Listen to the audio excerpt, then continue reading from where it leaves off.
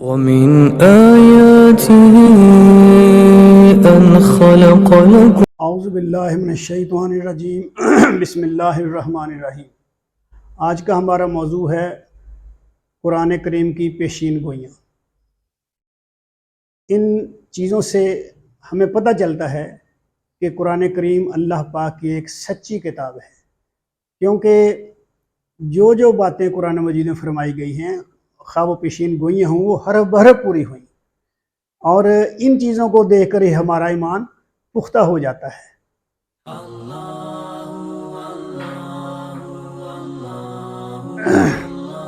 قرآن کریم کی پیشین گوئی پر ابی بن خلف نے حضرت ابوبکر سے 100 اونٹوں کی شرط لگائی۔ سورۃ الروم کی آیات پیشین گوئی کا مشرکین نے مذاق اڑایا۔ قرآن کریم کی 2 پیشین گوئیاں جو سچ ثابت ہوئی۔ رومی حکومت کے بارے میں اللہ تعالیٰ نے قرآن مجید میں فرمایا، ترجمہ ہے الف لام میم، مغلوب ہو گیا رومی عرب سے قریب تر سرزمین میں، اور وہ اپنے مغلوب ہونے کے بعد جلد ہی غالب آ جائے گا۔ چند سالوں میں اللہ ہی کا ہے سارا اختیار، پہلے بھی اور بعد میں بھی، اور وہ دن ہوگا جس دن خوش ہوں گے اہل ایمان۔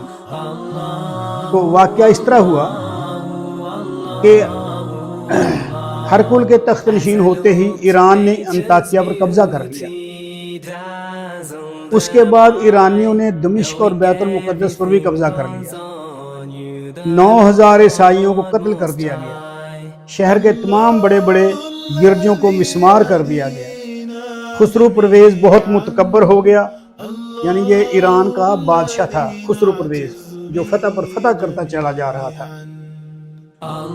اس میں بہت تکبر آ گیا۔ 1 سال کے اندر ایرانی فوجیں اردن، فلسطین اور جزیرہ نمائے سینا پر قابض ہو گئی اور مصر تک اپنی حدود بڑھا لی۔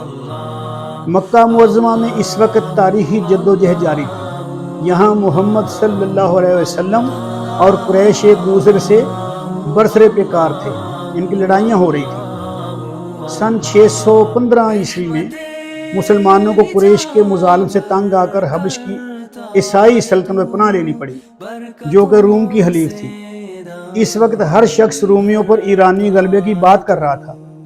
مکہ کے مشرکین بہت خوش تھے کہ آسمانی مذہب اور اندیکھے خدا کو ماننے والے عیسائی شکست پر شکست کھا رہے تھے۔ وہ یہ نہیں تھا کہ وہ ان سے بہت محبت کرتے تھے، ان کو یہ تھا کہ یہ بھی آسمانی خدا کو مانتے ہیں اور مسلمان بھی آسمانی خدا کو مانتے ہیں، لہٰذا اچھی بات ہے کہ شکست کھا رہے ہیں۔ مشرکین کا خیال تھا کہ مسلمان بھی اندیکھے خدا کو مانتے ہیں، یہ بھی اس طرح مٹ جائیں گے جس طرح عیسائی مٹ رہے ہیں۔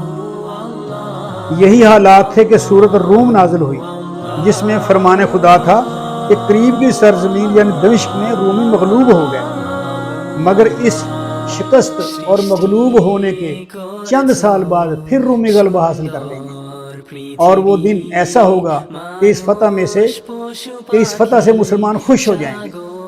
جس طرح ایرانی افواج فتح پر فتح حاصل کرتی جا رہی تھی، ان حالات میں یہ سوچا بھی نہیں جا سکتا تھا کہ رومی دوبارہ فتح حاصل کر کے غلبہ حاصل کر لیں گے، ایرانیوں کو شکست دیں گے۔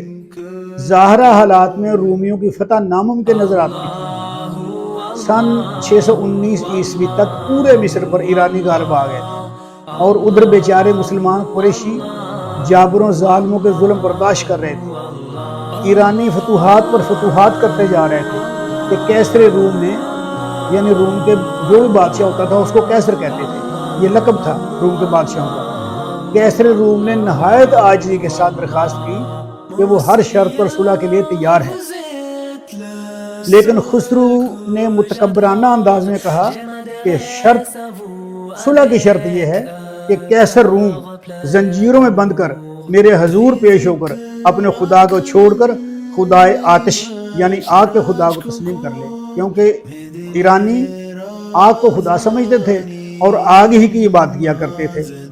تو اس نے کہا کہ تم آسمانوں کے خدا کو چھوڑ دو اور آگ کے خدا کو تسلیم کر لو، تو پھر میں صلح کر سکتا ہوں۔ انہی دنوں میں سورۃ الروم کی یہ آیات نازل ہوئی۔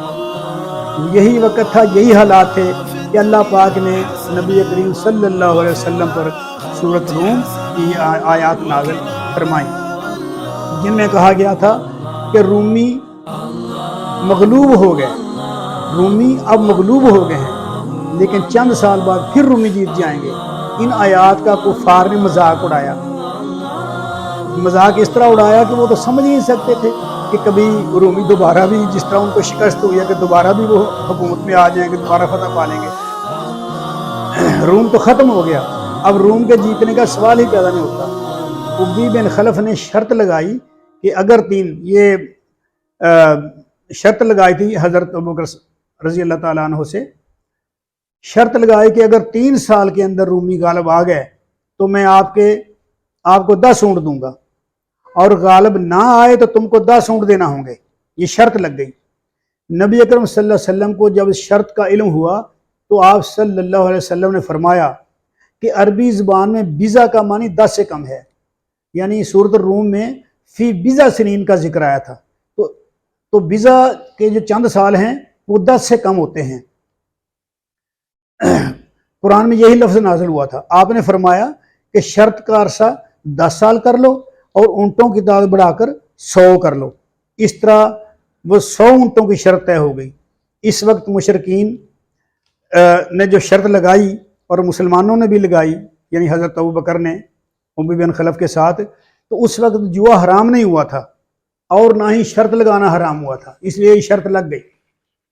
اگر اس وقت جوا حرام ہو جاتا تو شرط نہ لگتی۔ سن 623 عیسوی میں کیسر ہرکل نے اپنا حملہ آرمینیا سے شروع کیا۔ اب یہاں سے روم کی فتح شروع ہوتی ہے۔ پہلے انہوں نے آرمینیا سے شروع کیا اپنا حملہ، سن 624 میں آذربائیجان فتح کر لیا۔ یہ ایرانیوں کے زیر نگین تھا۔ ایرانیوں کا سب سے بڑا آتش کدہ تباہ و برباد کر دیا، جہاں وہ آگ جلا کر پوجا کیا کرتے تھے، اس کو تباہ و برباد کر دیا گیا۔ اسی سال مسلمانوں کو بدر کے مقام پر فتح نصیب ہوئی۔